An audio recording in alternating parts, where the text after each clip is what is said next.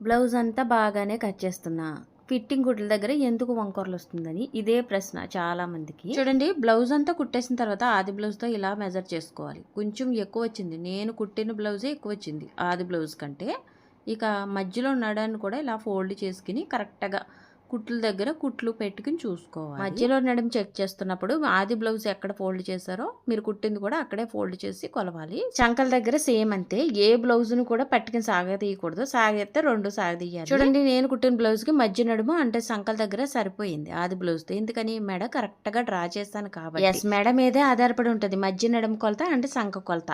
ఆ మెడ చిన్నది కానీ పెద్దది కానీ పెట్టినా మీ ఆది బ్లౌజ్కి సెట్ అవ్వదు. ఫ్రంట్ ఛాతి కొలతని కూడా ఇలా కొలుచుకుంటారు తెలుసా మీకు? ఇది ఈ విధంగా పట్టుకుని ఎక్కడైతే ఫోల్డ్ చేస్తున్నారో ఆ విధంగా పట్టుకుని కుట్లు చూసుకోవాలి. కరెక్ట్గా కుట్ల దగ్గర కుట్లు రావాలన్నట్టు. ఇప్పుడు ఛాతి సరిపోద్ది కరెక్ట్. బ్యాక్ మెడ ఆది బ్లౌజ్కి ఎంత ఉందో అంత తీస్తే వంకర్లు రావు, స్ట్రైట్గా వస్తాయి. కింద నడుము కొలత తక్కువ వచ్చినా ఎక్కువ వచ్చినా ఇబ్బంది ఏమి ఉండదు. ఇలా లాక్కోవడమే. వీడియోకి ఒక లైక్ చేయండి.